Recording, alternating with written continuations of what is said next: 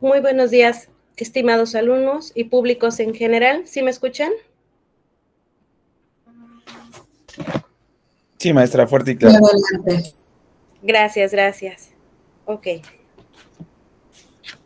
Gracias. Buenos días a todos. Es un honor para mí darle la más cordial bienvenida a la conferencia de perspectiva de género en la audiencia inicial. Este es un espacio que hemos preparado en Universidad Yan con mucha dedicación para fomentar el aprendizaje y la colaboración. Agradecemos profundamente su presencia y también queremos extender nuestro reconocimiento a nuestras ponentes. Sin ellas, este evento no sería posible. Voy a dar la presentación de cada una de ellas y la siguiente ponente es un orgullo presentarla, ya que es alumna de Universidad Yan. Está realizando un doctorado en educación y ella es la maestra Janet Hernández Trejo, egresada como abogada de la Universidad Autónoma de Tamaulipas. Su maestría es en calidad de procesos de administración y procuración de justicia. Su experiencia profesional va desde el 2021 en defensor público adscrito al área penal del nuevo sistema judicial de San Luis Potosí, juez de control y tribunal de juicios oral en funciones al juez de ejecución en San Luis Potosí, defensor público del Estado de San Luis Potosí, agente del Ministerio Público en la Huasteca Potosina, participando en cursos y conferencias como taller de atención a víctimas de violencia familiar, maltrato infantil y personas con discapacidad, seminario de derechos y cultura indígena, curso de conciliación para agentes de Ministerio Público y también conferencias como la suspensión en el juicio del amparo directo en la materia penal. La maestra Janet. Nuestra segunda ponente es la licenciada Claudia Hernández Ibarra, jueza de control y tribunal de juicios oral adscrita en la primera región judicial del estado de San Luis Potosí. Su trayectoria académica es graduada de abogada de la Universidad Autónoma de San Luis Potosí, su maestría en administración de impuestos con especialidad en defensa fiscal, especialidad en Derecho Civil, diplomado Igualdad y Derechos Humanos para juzgar con perspectiva de género, una maestría en Administración Judicial, maestría en Derecho Procesal Penal. Su experiencia profesional empezó como notificadora ejecutora fiscal, coordinadora en el área del comercio exterior, secretaria de Hacienda y Crédito Público, abogada litigante, secretaria de Estudios y Cuenta habilitada en la Mesa Civil en el Juzgado Segundo Mixto para Río Verde, subsecretaria administrativa como Segundo Mixto Primero de Instancia de Río Verde, también como juzgado especializado en justicia para menores del Estado de San Luis Potosí, juzgado de ejecución de medidas para menores, juzgado en el segundo sexto en Matehuala, San Luis Potosí, jueza de control del Tribunal de Juicios Orales con jurisdicción en el Estado, presidenta de la Asociación de Jueces de Poder Judicial del Estado de San Luis Potosí desde el 2021 hasta la actualidad, magistrada supernumeraria adscrita de la Segunda Sala Penal del Poder Judicial del Estado de San Luis Potosí, del 2022 al 2023, y actualmente desempeña como juez de control y tribunal de juicio oral, magistrada supernumerina del Supremo Tribunal de Justicia del Estado en este periodo hasta el 2027. También es presidenta de la Asociación de Jueces de Poder Judicial del Estado y miembros de la Asociación Mexicana del Juzgado. Sin más presentación, es un honor tenerlas a las dos y comenzamos. Cedo la palabra a la maestra Janet Hernández Trejo.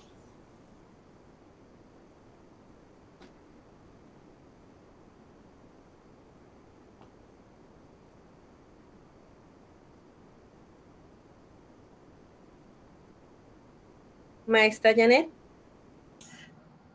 Hay que abrir el micrófono, maestra. Sí, adelante. Buenos días. Ya la escuchamos, maestra. Adelante. Muy buenos días a todos. Es un honor compartir con ustedes el día de hoy.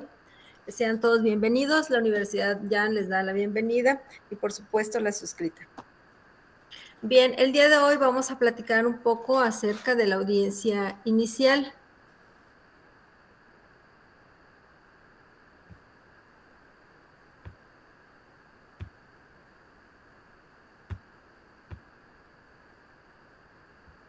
Un segundito.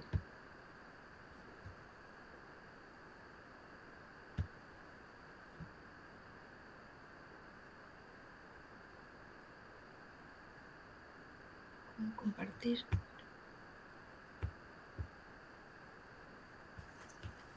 Ya también.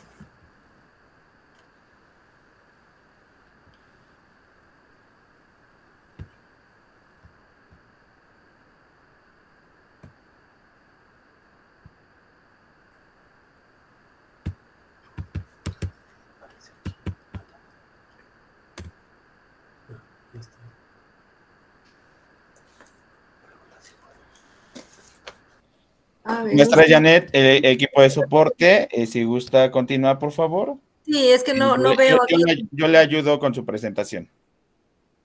Sí, solo que no la alcanzo a ver aquí en la pantalla. Un segundito. Ponga de tener presentación usted y yo ya la estoy lanzando. ¿Ya la ven?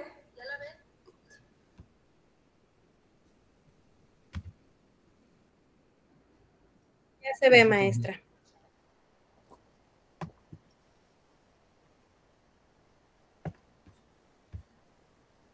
Bien. Bueno, el tema de hoy es precisamente la audiencia inicial. El artículo 211 del Código Nacional de Procedimientos Penales establece ese supuesto y en este caso es en esta audiencia inicial donde se realizan diversos actos procesales, como cuáles. El primero es el control de la legalidad de la detención. Posteriormente, la formulación de imputación. Después, la oportunidad para que la persona imputada realice su declaración en caso de que así lo desee. Enseguida será la vinculación a proceso, ello a petición del agente del Ministerio Público.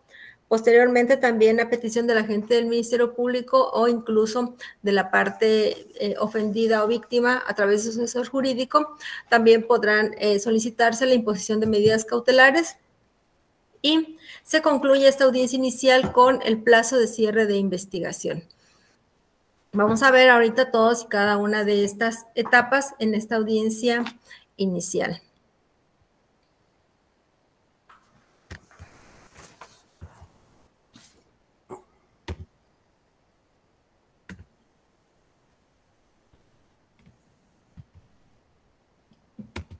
Bien, no me deja avanzar.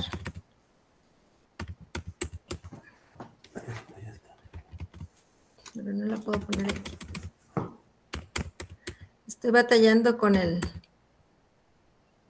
batallando con mi computadora. Maestra, Sí. no se preocupe, nada más en la parte de los iconos aparece presentar. Dele en cancelar, dejar de compartir y yo ya la estoy presentando. Perfecto. Listo. Deme un momento.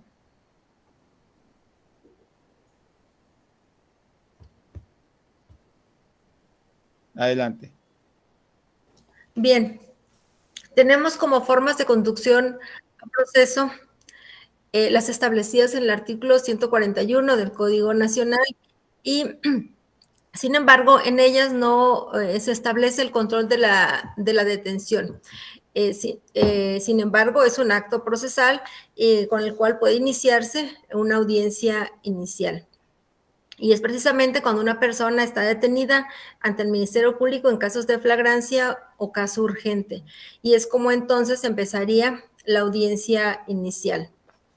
Pero también la audiencia inicial se puede empezar cuando la persona imputada acuda a una citación ante el juez de control o se cumplimente una orden de aprehensión, una orden de comparecencia.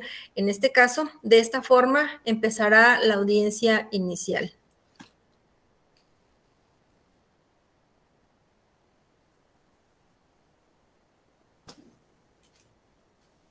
¿Cuándo será a través de un control de la legalidad de la detención? Bien, en este caso será, según lo establece el artículo 308 del Código Nacional, inmediatamente después de que la persona es detenida. y es puesta a disposición de la juez o el juez de control. Este va a resolver sobre la legalidad de la detención de la persona que tenga ese carácter de imputada. Para ello, pues tendrá que haber un hecho que tiene apariencia de delito.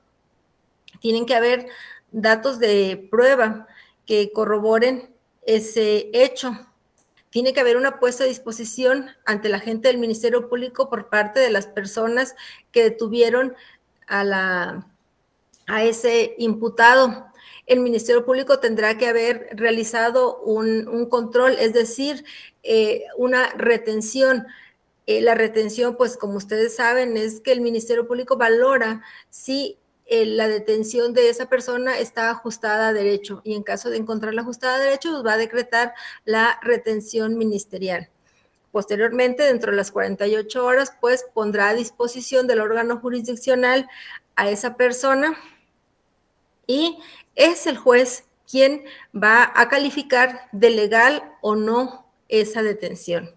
En caso de que encuentre legal esa detención, pues se va a proceder a formular la imputación. De otra manera, lo que el juez hará será decretar una ilegal detención y, como consecuencia, será la libertad de la persona. Sin embargo, si se decreta de legal, se va a formular la imputación. ¿Qué es la imputación?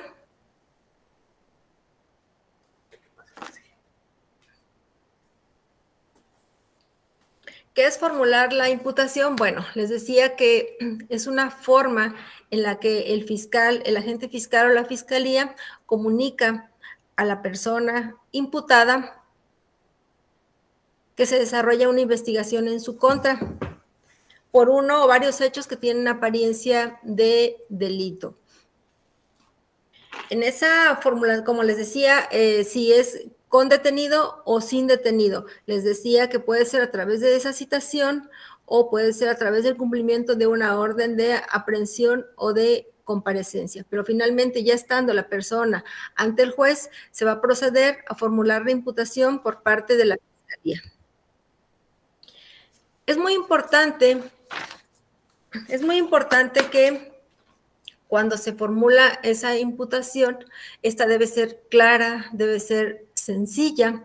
Sin embargo, debe tener ciertos elementos que son importantes para esta etapa. El artículo 311 del citado Código Nacional, pues establece de alguna manera estos requisitos. ¿Cuáles son? Pues decirle el hecho que se le atribuye a la persona imputada. La clasificación jurídica preliminar que se le atribuye a ese hecho que tiene apariencia de delito.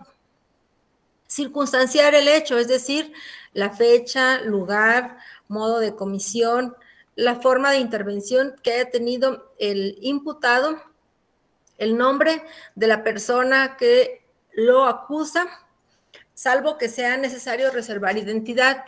Se reserva identidad en algunos casos, por ejemplo, cuando son menores de edad, cuando son personas que son víctimas de un secuestro.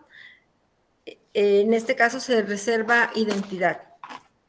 En ese mismo momento, cuando el Ministerio Público termina de formular la imputación, es decir, le comunica al imputado el por qué se sigue una investigación en su contra, y además señala esos elementos que acabo de decir, pues entonces el juez le preguntará al imputado que si desea declarar. Esa es la primera oportunidad que el imputado tiene para rendir una declaración. El artículo 20 de la Constitución pues establece esa posibilidad de que el imputado declare o no declare en relación a esos hechos que se le han imputado. En esa misma audiencia inicial, una vez que el imputado declara o no, pues sigue la petición del agente del Ministerio Público para que se vincule a proceso a la persona imputada. ¿Y qué es la vinculación a proceso? Es un auto que realiza el juez de control por medio del cual sujeta a la persona imputada para una investigación formalizada. Es decir, es una autorización que el juez de control otorga a las partes, y en este caso al Ministerio Público, porque él es el que está solicitando, para que se siga la investigación, pero ya en este caso una investigación formalizada, que le llamamos nosotros, o el código le llama la investigación complementaria. Y en esta investigación complementaria, pues, todos investigan, es decir, investiga el asesor jurídico, sigue investigando el Ministerio Público y también existe la posibilidad de que investigue el defensor o los defensores. El artículo 117 del Código Nacional establece esa posibilidad de que los abogados defensores realicen actos de investigación para ofrecer medios de prueba, o en este caso incluso prueba para el juicio de la persona que tiene ese carácter de imputado. El artículo 316 del Código Nacional establece esa facultad del juez de control para dictar el auto de vinculación a proceso. Y en este caso es el juez quien habrá de valorar esos datos de prueba expresados por el agente del Ministerio Público y en contradicción con los de la defensa o argumentos de la defensa, y va a dictar o no el auto de vinculación a proceso. Los requisitos que el juez debe tomar en consideración para que se dicte el auto de vinculación a proceso es primero que se haya formulado la imputación, que se haya otorgado al imputado la oportunidad para rendir una declaración. También debe valorar, y esto es muy importante, porque debe valorar que si de los antecedentes de investigación expuestos por el Ministerio Público se desprenden realmente datos de prueba que establezcan que se ha cometido un hecho que la ley señala como delito, pero además que exista esa probabilidad, esa posibilidad de que la persona que tiene el carácter de imputado lo cometió o participó en su comisión. Y la misma ley, el artículo 316, establece que se entenderá que obran datos que establece que se ha cometido un hecho que la ley señala como delito cuando existan indicios razonables que así permitan suponerlo. Además, que no se actualice una causa de extinción de la acción penal o excluyente del delito. Cuando el juez valora estos 4 supuestos, puede emitir un auto de vinculación o bien puede emitir un auto de no vinculación.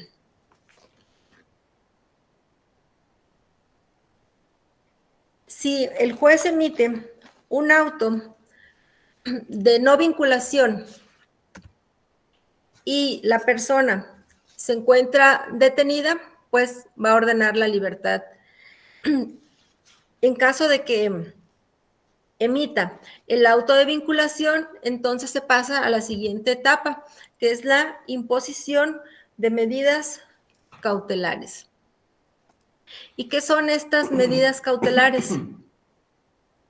Son restricciones de derechos o libertades dictadas por la autoridad judicial a solicitud de la fiscalía, de la víctima o de la persona ofendida, y esto generalmente es a través del asesor jurídico, cuya finalidad es asegurar la presencia de la persona imputada durante el procedimiento penal.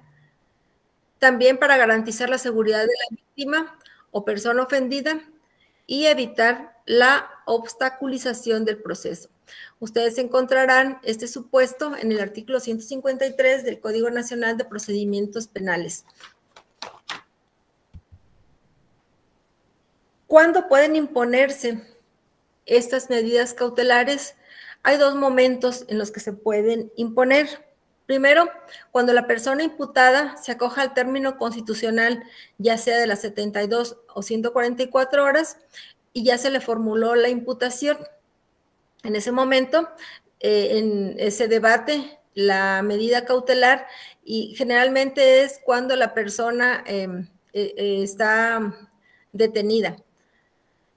Cuando es por citación, regularmente solo existe el apercibimiento por parte del juez para señalar la próxima fecha de audiencia y con los apercibimientos de que si no acude, pues podrá librarse incluso una orden de aprehensión en su contra.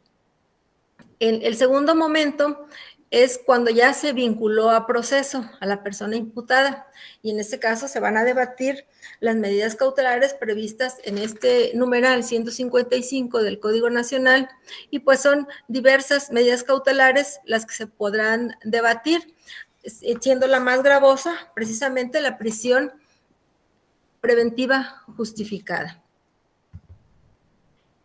Para imponer o combinar estas medidas cautelares, el juez siempre debe atender a los factores de riesgo, es decir, saber por qué es necesario esa cautela, por qué es necesaria esa medida cautelar.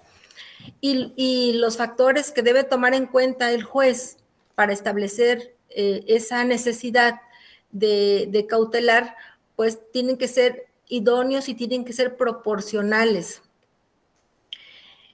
Los factores que se cautelan es el peligro de sustracción de la persona imputada, el peligro de obstaculización del desarrollo de la investigación y el riesgo para la víctima o persona ofendida, testigos o para la comunidad. Ustedes encontrarán a partir del artículo 168 del Código Nacional, pues estos supuestos. En el 168, peligro de sustracción de la persona imputada, 169, peligro de obstaculización y el 170, riesgo para la víctima.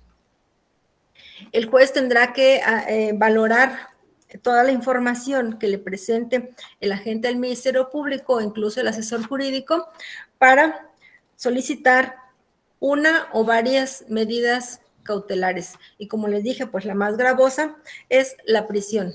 Sin embargo, la prisión solo la puede solicitar el agente del Ministerio Público. Ni el asesor jurídico puede solicitar esa medida cautelar. Tenemos que la prisión preventiva siempre va a ser excepcional y solamente en casos de delitos que merezcan pena privativa de libertad y siempre y cuando otras medidas cautelares no sean suficientes para asegurar la comparecencia de la persona imputada, el desarrollo de la investigación o la protección de la víctima o persona ofendida, entonces habrá una prisión justificada.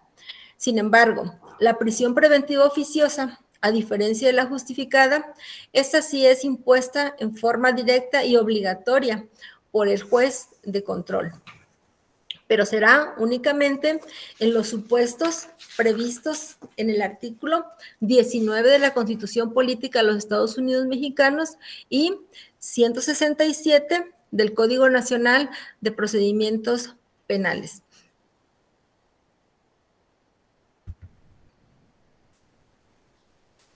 Tenemos que hay excepciones para la imposición de la medida cautelar de prisión preventiva.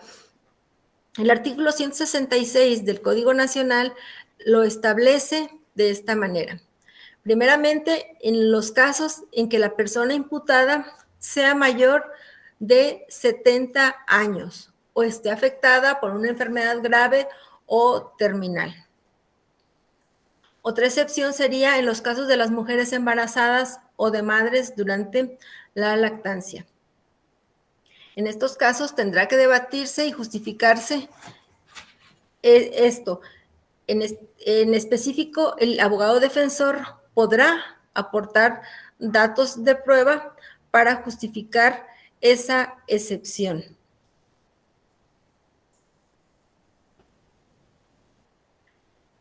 Posteriormente, tenemos el cierre del plazo de la investigación.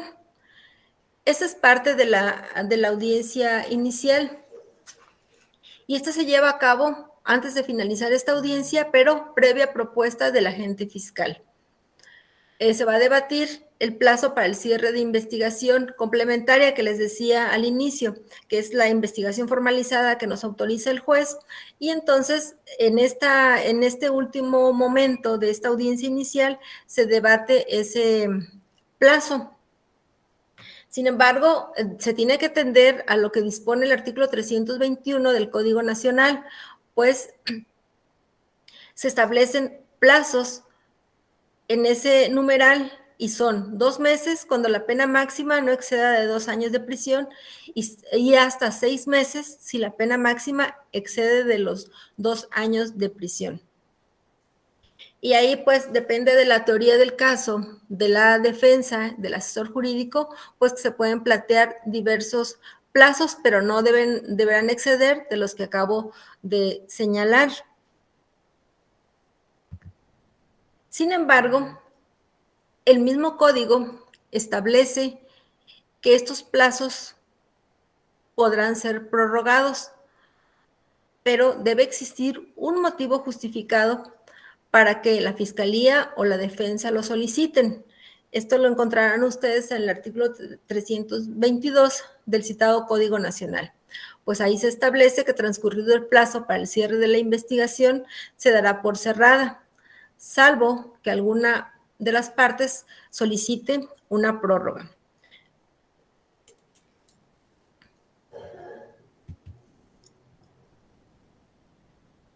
Pues bien, voy a ceder el uso de la voz a la maestra Claudia, porque ella les va a hablar precisamente de esa perspectiva de género en esta audiencia inicial que acabamos de ver.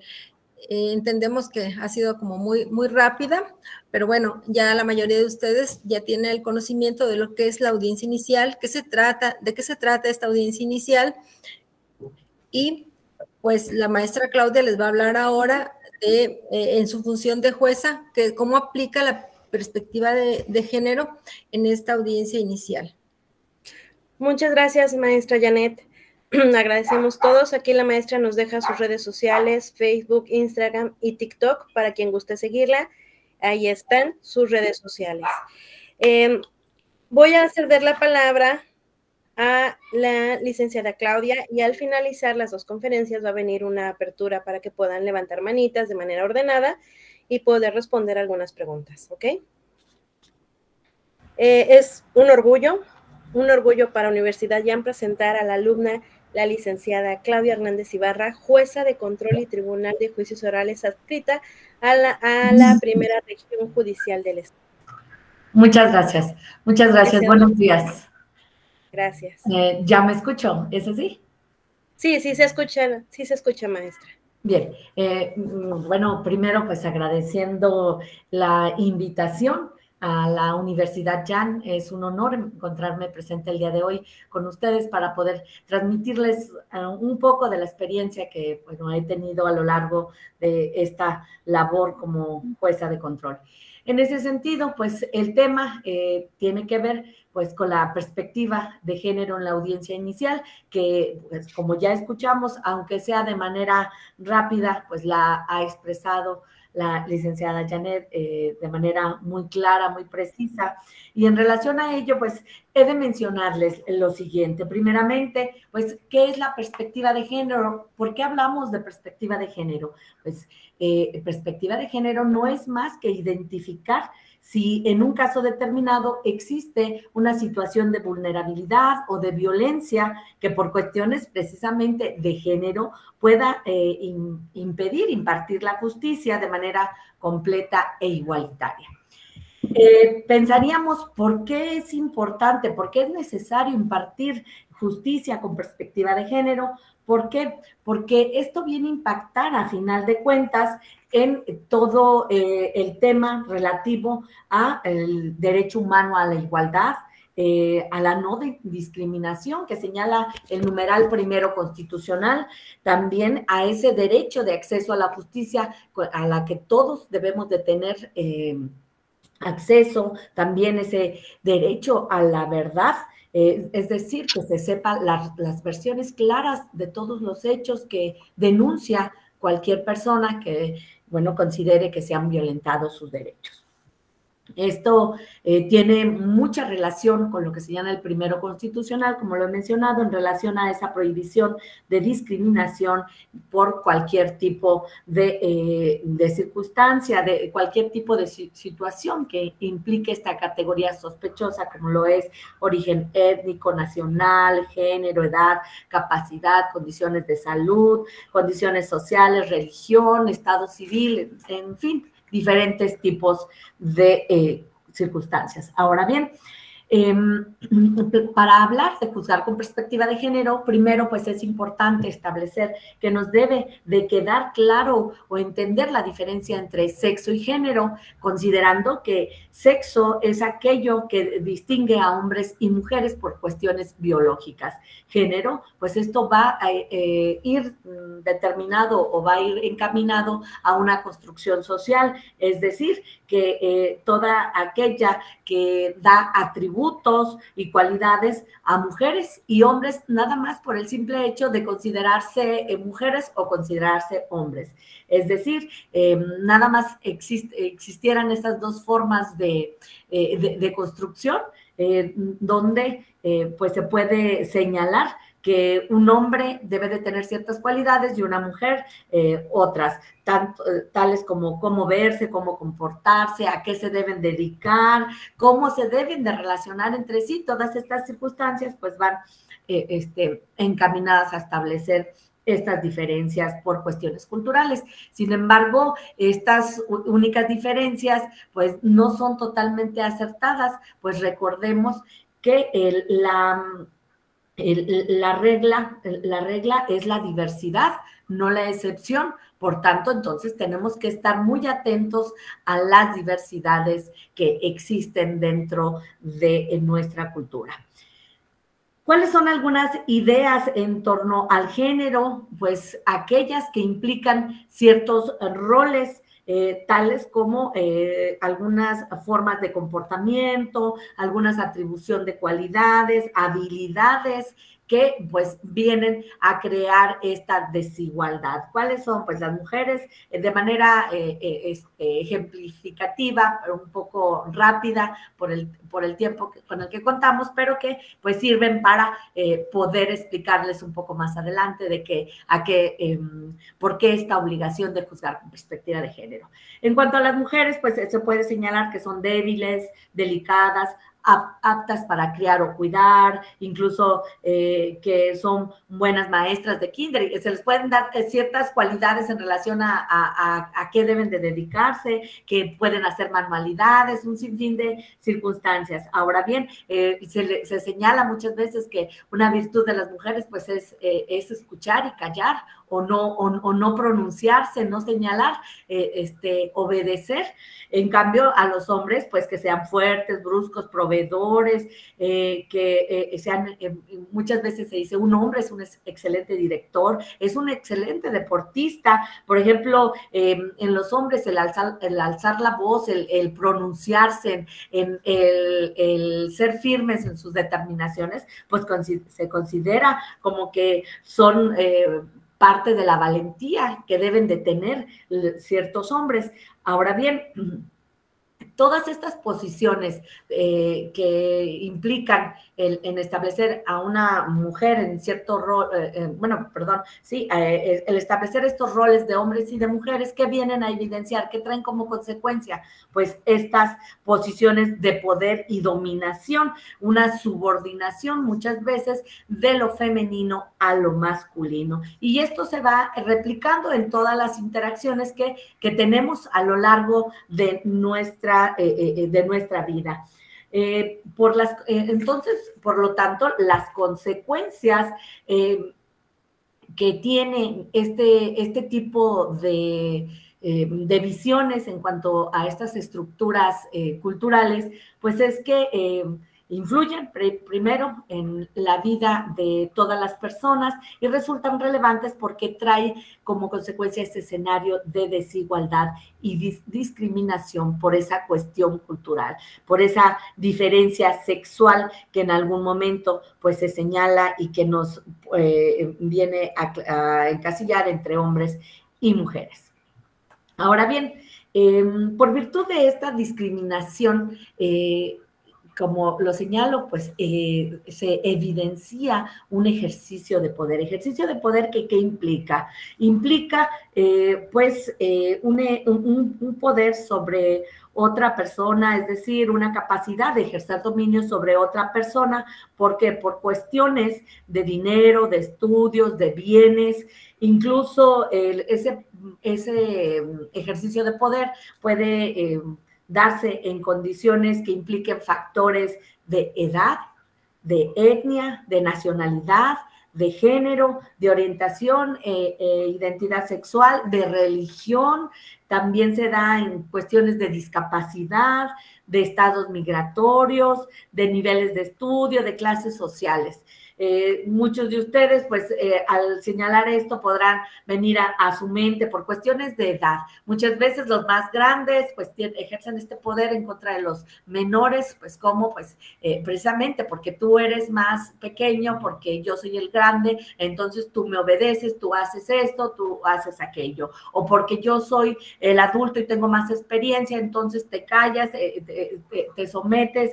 Bien, pueden ser muchas cuestiones de este tipo, pero esto lo digo de manera somera, pero las cuestiones de violencia que pueden implicar un hecho de carácter penal, pues son más bien, pues, esos ejercicios de poder que vienen a impactar en los derechos de las personas menores de edad en relación con otras personas adultas. Ahora bien, por cuestiones de etnias, pues ustedes lo han escuchado en todos estos temas relacionados con el derecho indígena, en donde, pues precisamente por este desconocimiento, por esta falta de respeto a muchas veces la cultura que estas personas tienen, pues es que existen esta violación a los derechos de los mismos. Ahora bien, por cuestiones de nacionalidad, pues también se pueden dar estos ejercicios de poder relacionados,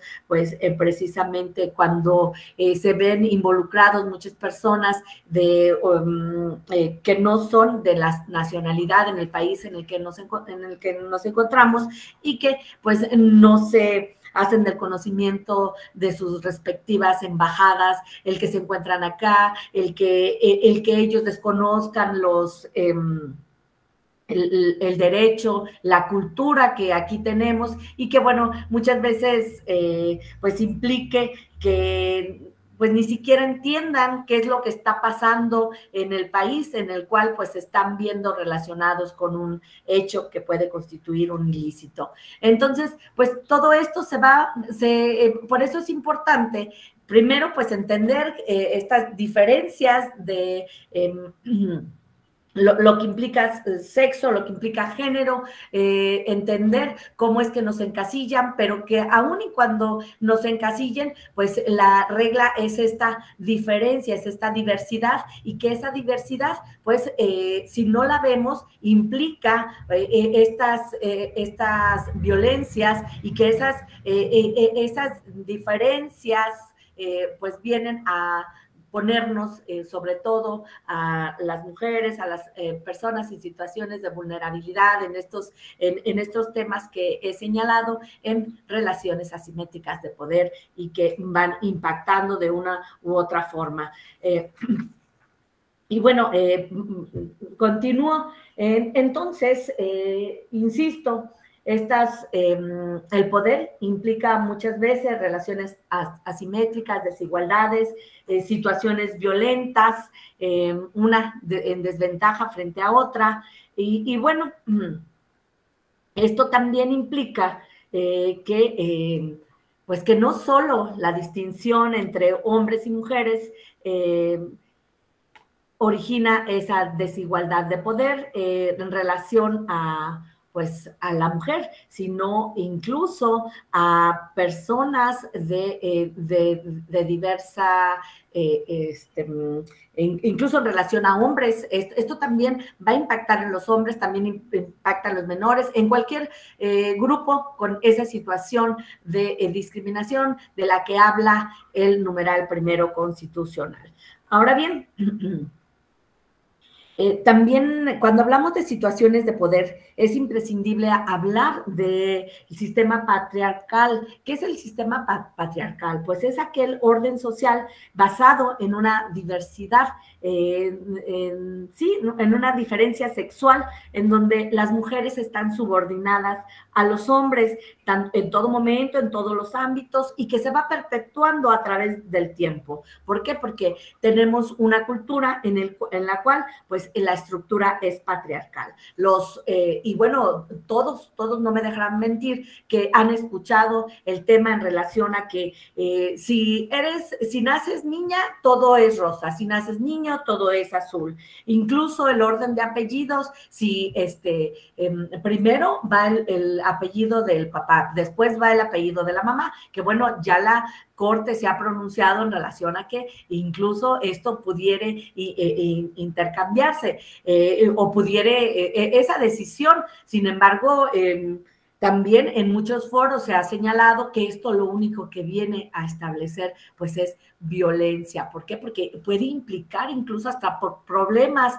Señores, esto no tiene por qué implicar problemas. ¿Por qué? Porque es un derecho. Entonces, el hecho de que por lo menos en hombre, bueno, nos viene a traer nos viene a constatar de que nos encontramos dentro de un sistema patriarcal. Ahora bien, ¿por qué este sistema patriarcal es importante también nombrarlo? Porque por lo que les acabo de señalar, porque este sistema no únicamente va a impactar en las mujeres, porque pensaríamos, bueno, está hablando de que todo impacta a las mujeres. No. Este sistema patriarcal también impacta en hombres, en niños, en personas de la diversidad sexual. ¿Por qué? Porque entonces, si encasillamos a que las mujeres son las cuidadoras dentro de un sistema patriarcal, ¿qué es lo que pasaría? Entonces, que también ya se ha pronunciado la Corte, incluso en tesis correspondientes, en donde entonces la norma establecía que el permiso de guardería pues únicamente estaba destinado a las mujeres. Entonces, es un claro ejemplo en donde el sistema patriarcal viene no únicamente a afectar a la mujer, sino incluso a los hombres, porque no me dejarán mentir que en la actualidad pues muchos hombres se hacen cargo de sus hijos. Entonces, esto que implica que la norma debe de ser pues neutra, en donde pues se dé las posibilidades tanto a mujeres, a hombres, es más, a quien se encuentre, ya no hablemos de mujeres u hombres, insistiendo en este tema, sino pues a quien se encuentre con esta labor de cuidado, a quien lo necesite por las actividades que se encuentra realizando. Entonces, pues esto es muy importante y es un ejemplo en donde pues tenemos que atender a que esa visión de perspectiva de género pues no va encaminada únicamente a la protección de mujeres, sino de cualquier grupo vulnerable, incluyendo niños, hombres o cualquier persona de la diversidad sexual. Ahora bien, he de señalarles que también dentro de este tema es bien importante tomar en cuenta los estereotipos, que es la forma de categorización social que facilita la interacción entre personas. ¿Por qué es importante hablar de estereotipos y de que nos quede claro que es un estereotipo? Pues bueno, los estereotipos clasifican a las personas a partir de un grupo social al que pertenecen. Un ejemplo, nacionalidad, porque son mexicanos. Los mexicanos son de cierta forma y todos los mexicanos son albureros. Un ejemplo. Por ejemplo, si son argentinos, no, los argentinos son sencillitos. Entonces, todos los franceses, que mucha gente dice, no, es que los franceses tienen problemas en relación con la higiene, un decir, no sé. Un ejemplo que doy sin establecerlo, sin decir que eso es lo que señalan, ¿verdad? Pero, no sé, un sinfín de estereotipos que se pueden decir en relación por nacionalidad. Ahora bien, por actividades. albañiles, médicos, policías, abogados, contadores. Has de ser muy bueno en los números porque eres contador. Sí, eres muy bueno hablando porque eres abogado. Policía, pues probablemente eres muy bueno en esto. Médicos, pues todos los médicos son de esta forma. Arquitectos, ¿no? Los arquitectos.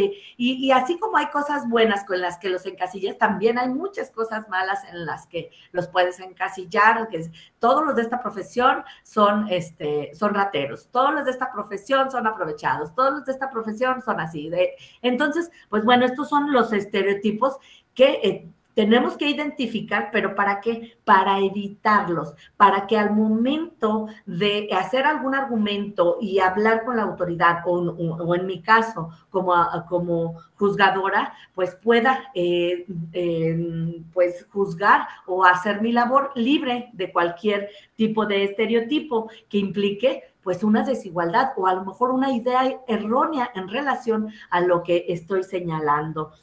Por ejemplo, estos estereotipos por género y orientación es que él es hombre, él es mujer, o no binarios, o son intersexuales, o son transexuales, etcétera, etcétera, etcétera. Por religión, es que es católico, entonces los católicos son de esta forma. Es testigo de Jehová, entonces ellos son de esta forma. Son cristianos, entonces todo esto va en relación a ello.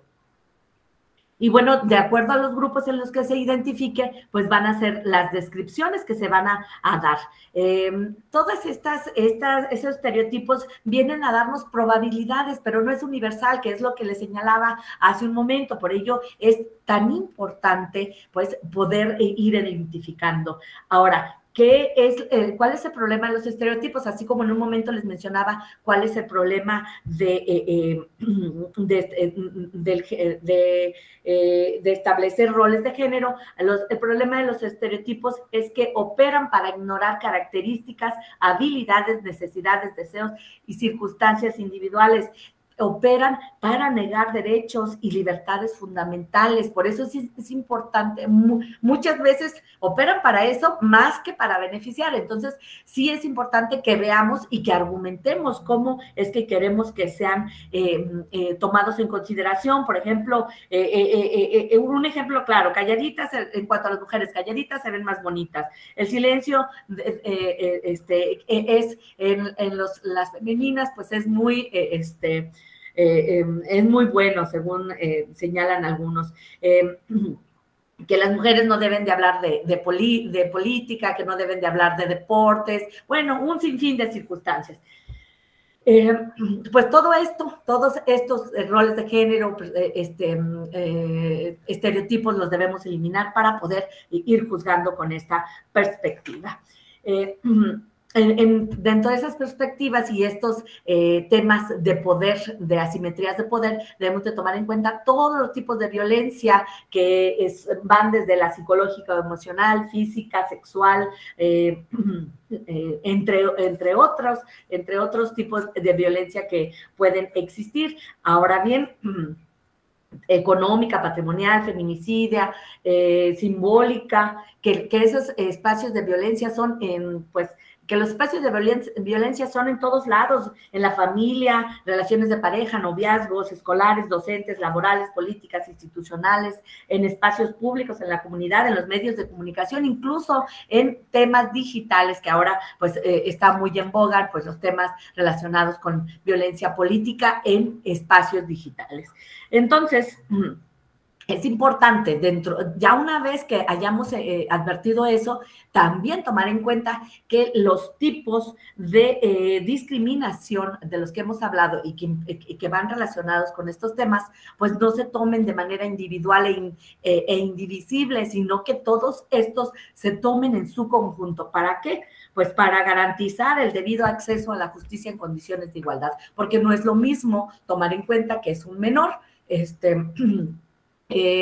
un menor que vive en la ciudad que se encuentra con apoyo, a un menor en situación de calle, pero además perteneciente a una etnia y además en condiciones de orfandad. Entonces, todo esto pues nos viene a evidenciar todo lo que les he mencionado y que tenemos que tener esa posibilidad de advertir. ¿Para qué? Para poderlo atender en las resoluciones que se dicten. Al juzgar con perspectiva de género, la Suprema Corte de Justicia de la Nación, en su jurisprudencia primera J22-2016 de la 10ª época, señaló que debemos de tomar en cuenta 6 elementos para juzgar con perspectiva de género. Primero, identificar si existen situaciones de poder que por cuestiones de género den cuenta de un desequilibrio entre las partes. Para identificar estas situaciones asimétricas de poder, pues debemos de verificar los hechos, el contexto, así como las pruebas que llevan a atender las causas detrás de los hechos. Todo esto nos permite establecer si hay discriminación, violencia o desigualdades. ¿Para qué? Para atenderlas con esta obligación que tenemos todas las autoridades. Ahora bien, aquí es bien importante, ya entrando un poquito a materia, aquí impactan los estereotipos y prejuicios de género. ¿Para qué? Para apreciar esos hechos y valorar las pruebas. ¿Por qué? Porque pueden afectar la objetividad de los funcionarios, pueden incluso afectar para determinar si existe o no un hecho que sea penalmente relevante, el señalar que, por ejemplo, entre violaciones entre cónyuges, un ejemplo, que entre las violaciones entre cónyuges, pues no se debe de tomar en consideración, porque por lo regular, como estereotipos, las mujeres tienden a mentir, sobre todo cuando pues tienen sus parejas ya cuentan con otra pareja. Entonces tienden, o a las mujeres se les hace muy fácil denunciar cuestiones de este tipo, basadas pues precisamente en cuestiones sentimentales.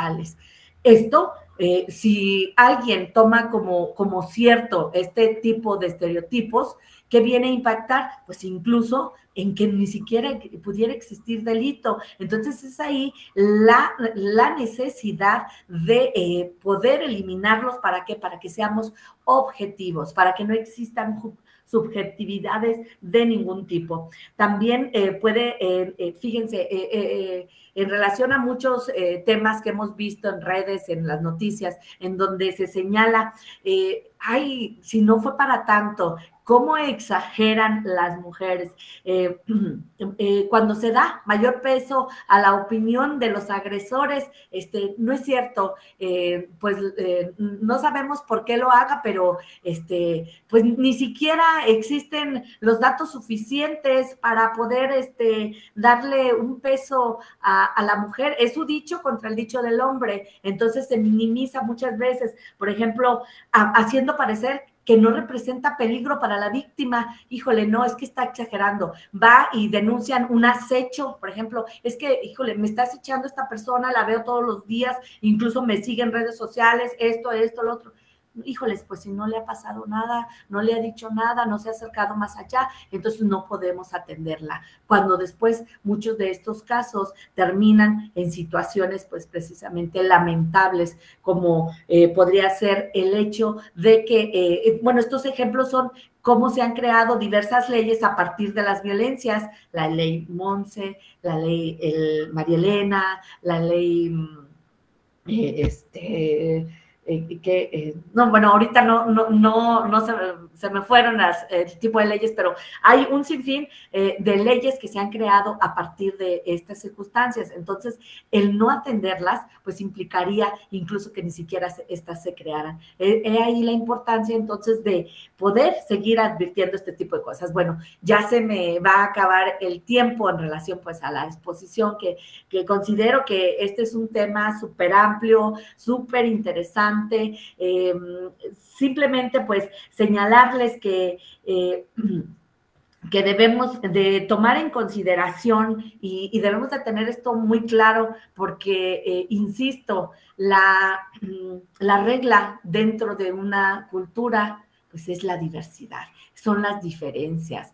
Entonces, es bien importante que tanto como juzgadores, que como tanto personas jurídicas, tanto como cualquier justiciable, pues entendamos este tipo de cosas, hacerlos saber a las autoridades para así acceder a una justicia en el cual pues los hechos queden plenamente establecidos y así se pueda imponer las penas, las sanciones que correspondan conforme a la ley y que no se haga pues de una perspectiva errónea. Pues muchas gracias y pues quedo a sus órdenes para cualquier comentario o duda.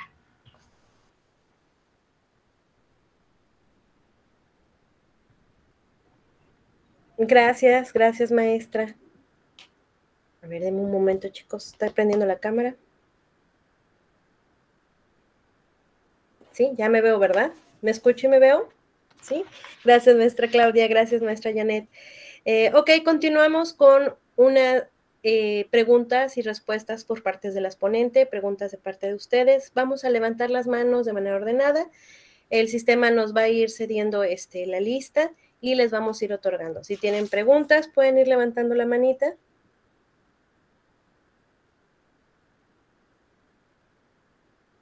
¿Preguntas, chicos? Ok, empezamos con Michelle Estefanía Picasso.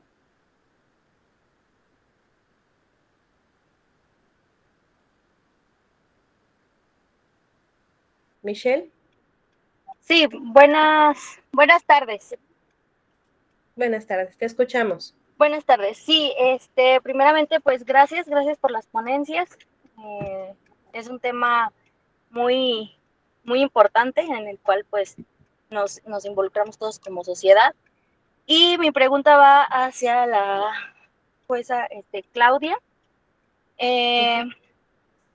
Va dirigida a qué es como usted dentro de su experiencia lo que ve que sería el mayor reto como futuros abogados para poder trabajar en esta perspectiva de género. Bien, contesto en cuanto a tu pregunta. Consideraría que el mayor reto, pues precisamente es ponernos esos lentes, visibilizar, pero sobre todo, como insistí a lo largo de este pequeño momento que se me permitió transmitir algo de experiencia, pues es el que podamos advertir de manera clara cuáles son aquellos estereotipos, aquellas asimetrías de poder, aquellos roles en los cuales pues debemos de salir de ello, seguir de manera objetiva, es decir, no encasillar, saber que hay diversidad y que entonces debemos atender a esas circunstancias, pero sobre todo pues capacitarnos día con día. ¿Para qué? Para poder levantar siempre la mano y hacer efectivos nuestros derechos. Muchas gracias.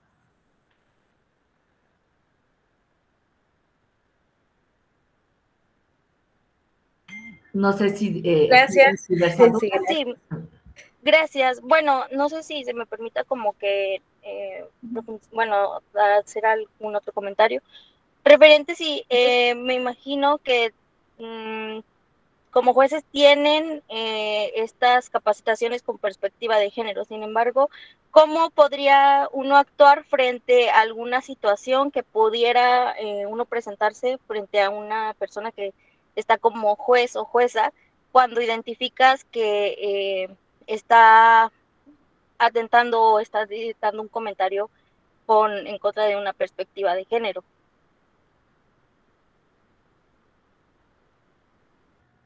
Bien, pues todo va a depender en cualquiera de los supuestos en que te encuentres, ya sea como víctima, ya sea como persona imputada, pues primero pues hacérselo saber a tus representantes, después pues estos realizar los argumentos que consideren correspondientes.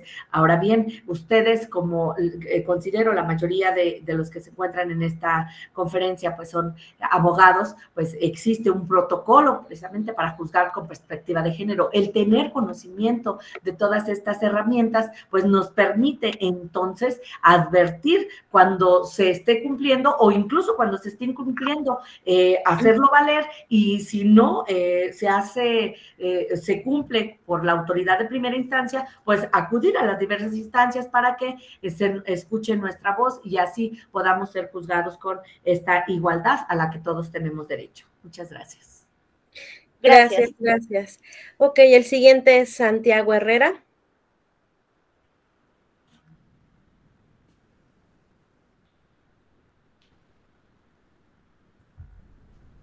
Santiago Herrera.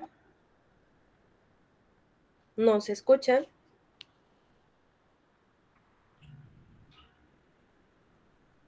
No se escucha, Santiago. Mientras está el micrófono de Santiago, voy a leer aquí a Ricardo César Rodríguez Saucedo. Falta mucho para que haya equidad de género en este país y lo vemos claro en el servicio de guarderías. No se tiene esa presentación el hombre. ¿Ok? Es un comentario de Ricardo César Rodríguez. ¿Ya estás, Santiago? ¿Ya me escuchan? Ya lo escuchamos. Buenos días. Solamente para felicitar a las ponentes. Creo que tienen mucha experiencia en todos los temas que nos han tratado. Y a la Universidad Jan por tener a tan brillantes maestras en este tipo de eventos. Y una pregunta para las maestras. La primera, ya la contestó la maestra Claudia en relación a que si existían protocolos para juzgar con perspectiva de género, y ya hace un momento lo comentó. Para la maestra Janet, nos hacía referencia a los 3 requisitos para la prisión justificada. Si es necesario cumplir con esos 3 requisitos o solamente con uno es suficiente para justificar dicha prisión. Gracias y felicidades.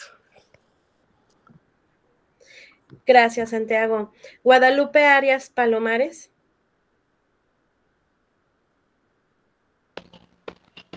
Hola, buen día. Buenos días, la escuchamos. Para la maestra Claudia, para cuestión de complementar, yo en mis anotaciones había comenzado ella con el tema de que había varios tipos los tipos de discriminación se deben tomar en cuenta para generar el debido acceso a la justicia de manera general. Y me iba ella a enumerar tres tipos de situaciones que teníamos que nosotros saber identificar, y solamente número una, no sé si por el corto tiempo yo lo entiendo, al menos yo me quedé con ganas de mucho más, porque era muy aprisa, y como somos estudiantes de primer grado, al menos yo sí quería un poquito más, pero solamente nos apoyó con uno, que era identificar si hay alguna situación de poder dentro del proceso, ¿verdad? De la persona. Entonces, yo quisiera, si la maestra nos puede complementar esta situación. Sí, muchas gracias. Sí, la verdad es que fue por cuestiones de tiempo, pero les comentaba, incluso, para que ustedes pudieran hacer la consulta correspondiente, que de estos 6 elementos para juzgar con perspectiva de género, ya la Corte se ha pronunciado, incluso esto en la jurisprudencia 1/J22/2016 de la 10ª época, en donde pues señala estos 6 elementos que únicamente ahorita les voy a dar lectura de manera rápida, como lo son: identificar si existen situaciones de poder que por cuestiones de género den cuenta de un desequilibrio entre las partes. Además, cuestionar los hechos y valorar las pruebas desechando cualquier estereotipo o prejuicio de género a fin de apreciar esas situaciones de desventaja, que palabras más, palabras menos, pues fue lo que les señalé, aunque fuera de forma rápida dentro de lo que les mencioné hace un momento. Ordenar las pruebas necesarias para visibilizar esas situaciones, es decir, incluso si advertimos que la Fiscalía, en su caso, e incluso autoridades, sí, también existen pronunciamientos por parte de los tribunales colegiados de circuito, en donde señalan que para poder cumplir con estos fines, pues todas las autoridades debemos de dictar las medidas correspondientes, incluso ordenar las pruebas u ordenar a los agentes fiscales, pues procedan a realizar las investigaciones con estas perspectivas. ¿Por qué?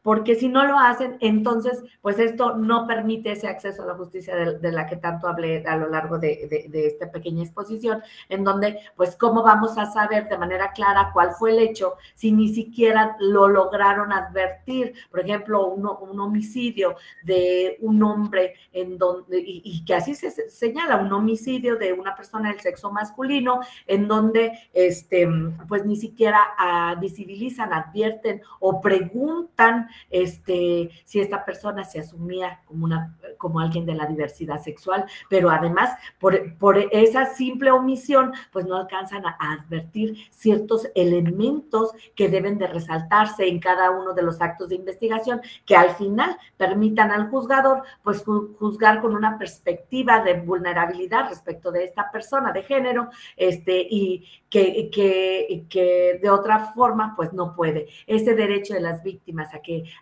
se esclarezcan esos hechos y que se juzgue como debe de ser, es el que pues tenemos que estar muy atentos. El siguiente sería cuestionar la neutralidad del derecho aplicable y evaluar el impacto que existe, que hace en la norma. Pues como indiqué, esto es un poco más extenso, pero ese sería el otro. El siguiente es aplicar los estándares de derechos humanos a todos los involucrados, es decir, sobre todo ponderar aquellos derechos humanos de toda persona. Además, evitar la utilización del lenguaje basado en estereotipos o prejuicios. Por eso es que ahí me detuve un poquito más, pero bueno, no, insisto, es el momento es muy corto, pero espero haya oportunidad de manera posterior de un poquito más. Muchas gracias. Gracias, maestra. Vamos a generar vamos a dar una palabra más a Enrique Alonso, por favor. ¿Qué tal? Buen día. Agradeciendo el conocimiento vertido por aquí.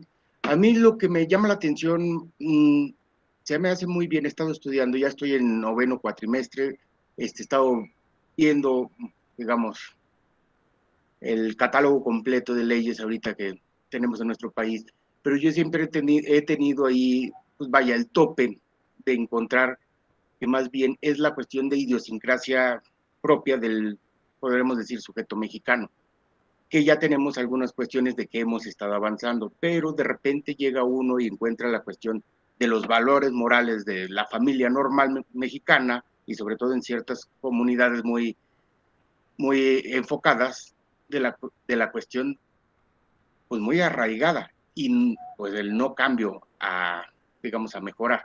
Entonces, ahí lo que me llamaría más la atención es qué es lo que se está haciendo en ese sentido, o qué se podría hacer para mejorar un poquito la cuestión de la idiosincrasia, porque le digo, se me hace increíble que sigan reforzando tantos estereotipos en tantas comunidades, tan normalmente, que le digo, ya las cuestiones un poquito más de juventud, veo que ya vienen más con esa idea más neutral, pero gente de generaciones de la mía y posteriores, pues sí veo un rechazo muy grande hacia ese cambio, porque lo ven normal y natural, que muchas veces, a veces por omisión o a veces hasta por desconocimiento, pues están agrediendo ciertas normativas.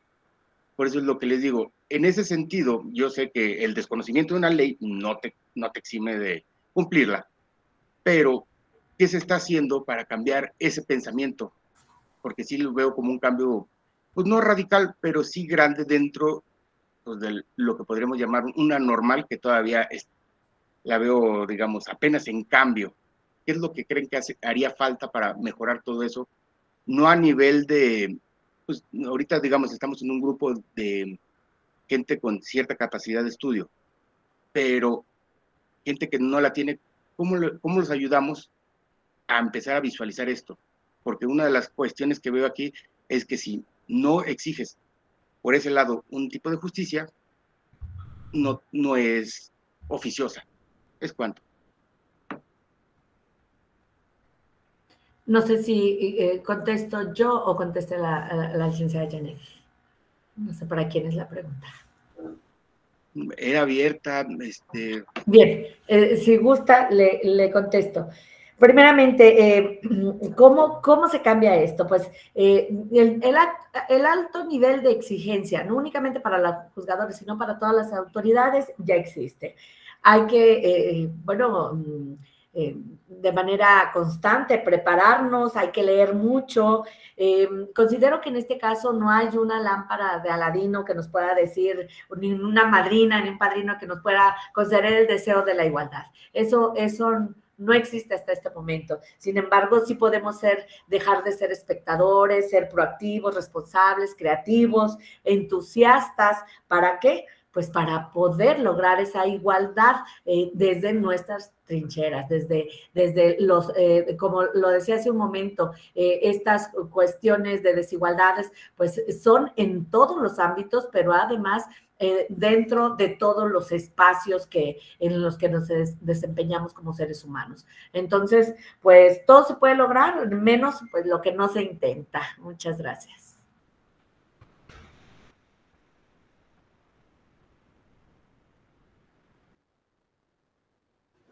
Ok, muchas gracias.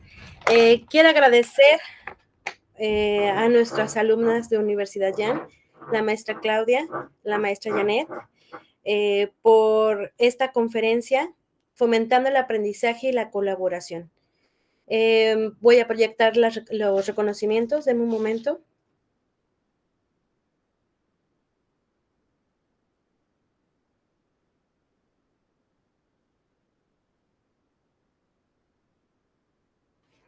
El primero es, Universidad Jan, otorga el presente reconocimiento a la maestra Janet Hernández Trejo por su destacada participación como ponente en la conferencia Perspectiva de Género en la audiencia inicial, que el presente sirva como estímulo para seguir contribuyendo de formación de generaciones de profesionistas competentes para la mejora del desarrollo de nuestro país. Firmado por el director general, doctor Fabián Everardo, y la coordinadora María Fernanda Salinas. El siguiente reconocimiento. Universidad Jan otorga el presente reconocimiento a la maestra Claudia Hernández Ibarra por su destacada participación como ponente en la conferencia Perspectiva de Género en la audiencia inicial. Que el presente sirva como estímulo para seguir contribuyendo en la formación de generaciones de profesionistas competentes para la mejora del desarrollo de nuestro país.